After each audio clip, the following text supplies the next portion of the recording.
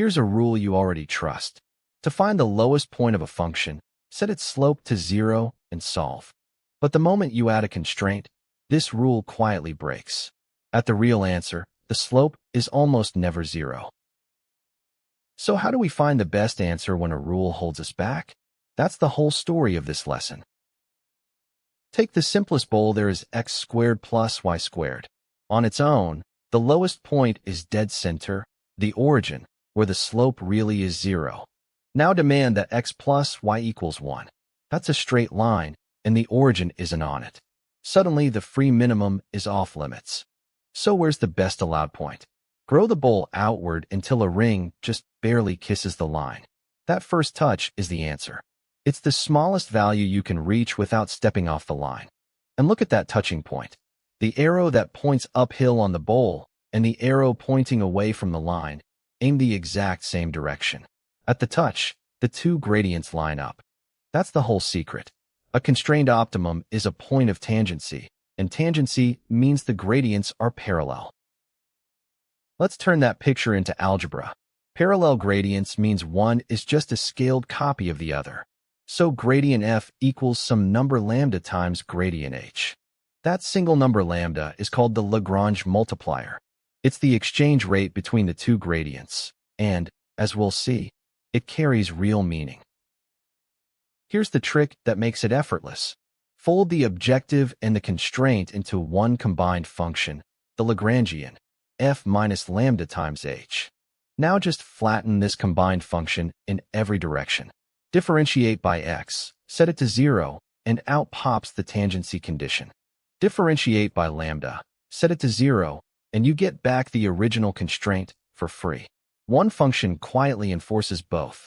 Solve these together and you get the winning point and its multiplier in one clean shot. Let's actually run it. Same problem as before, now solve properly. Minimize x squared plus y squared, subject to x plus y equals 1. Build the Lagrangian, the objective, minus lambda times the constraint written as equal to 0. Take the derivative in x and in y and set each to 0. Both say the same thing. Twice the variable equals lambda. So x and y have to be equal. Drop that into the constraint. X plus y is 1, so lambda comes out to exactly 1. And the answer falls out. The best allowed point is 1/2, giving a minimum value of 1/2. Exactly the tangent point we eyeballed earlier. Most people solve for the point and throw lambda away. Don't. That multiplier is an answer all by itself. Here's the idea. Loosen the constraint. Instead of x plus y equals 1, let it equal b, and ask how the best value moves as b changes. For our little problem, that optimal value traces a smooth curve, b squared over 2. Every point on it is a fully solved constrained problem. Now find the slope of that curve right at b equals 1. It comes out to 1, and that is precisely our lambda. The multiplier is the rate the optimum improves as you relax the constraint. Economists call this a shadow price, the most you'd pay for one more unit of a scarce resource. A big multiplier flags a tight, valuable constraint. A multiplier of 0 means it costs you nothing. Real problems rarely give you tidy equalities. Budgets say at most, capacities say no more than. Those are inequalities. G of x less than or equal to 0. Build the Lagrangian the same way, one multiplier per constraint. The inequality multipliers get their own name, mu, and one crucial extra rule we'll meet in a second. First, stationarity. Adding up the objectives pull, and every constraint's pull, they cancel. No direction is left that improves you. Second, primal feasibility. The point actually obeys the constraints. Obvious, but it has to be on the list. Third, dual feasibility. Mu is non-negative. A push-only constraint can only shove the optimum one way, so its price can't go negative. And fourth, the star of the show, complementary slackness. Mu times g is 0. These four together are the Karush-Kuhn-Tucker conditions, the master optimality test for all of nonlinear programming. Complementary slackness forces a clean either-or at every inequality. A product is 0 only if one of its factors is 0. Picture the case where the free minimum already sits inside the allowed region. The constraint isn't doing anything. It has slack to spare, so g is negative, and its price mu must be 0. Now the other case. The free minimum lies outside, so the constraint drags the answer onto its boundary. Here g equals 0, the constraint is active, and its price is allowed to be positive. This is what makes hand-solving possible. You guess which constraints are touching, set those to equality, switch the rest off, solve, and then verify the signs. That's the entire game.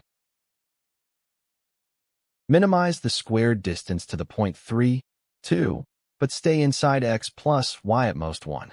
On its own, the target is 3, 2. But 3, 2 breaks the rule badly.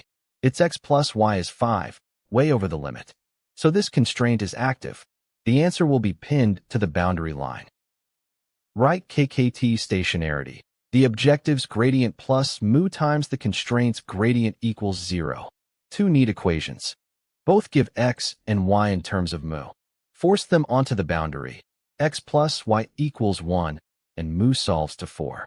Positive, so dual feasibility holds. That lands the optimum at 1, 0, exactly where a growing ring around the target first touches the line. The pull toward the target and the push from the constraint balance perfectly. Optimum 1, 0, with value 8. Mu is positive, the constraint is tight, complementary slackness holds. Every KKT box is ticked. One honest warning. By themselves, the KKT conditions are only necessary. A maximum or a saddle can satisfy them too, so a KKT point is a suspect, not a conviction. But make the problem convex, a genuine bowl with affine equality lines, and everything changes. There are no false valleys to fall into. For a convex program, the KKT conditions become both necessary and sufficient. Solve them, and your answer is guaranteed globally best. That guarantee is the engine inside almost every serious solver. For things to carry out of here. 1. A constrained optimum is a tangency where the gradients align. 2. The multiplier isn't waste, it's the shadow price, the value of loosening the constraint. 3. For inequalities, KKT adds a non-negative price and complementary slackness, splitting constraints into active and idle. 4. Convexity upgrades KKT from a hint to a proof of the global best. Next time, we push these ideas to their cleanest extreme, linear programming, where the objective and every constraint is a straight line, and the whole method sharpens into something beautiful. See you there.